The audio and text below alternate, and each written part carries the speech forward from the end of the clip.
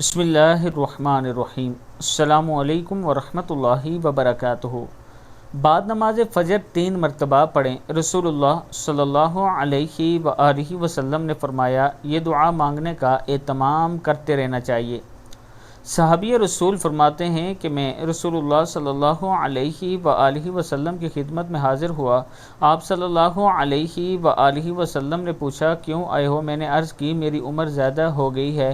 بعد نماز فجر 3 مرتبہ پڑھ لیجئے، سبحان اللہ العظیم وبحمدہ، اور 1 مرتبہ اللہم انی اسألک مما عندک وافض علی من فضلک وانشر علی من رحمتک وانزل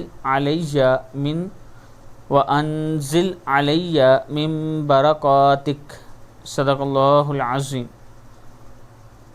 یعنی رسول اللہ صلی اللہ علیہ وآلہ وسلم نے فرمایا کہ یہ 2 دعائیں پڑھ لیا کرو فجر کی نماز کے بعد۔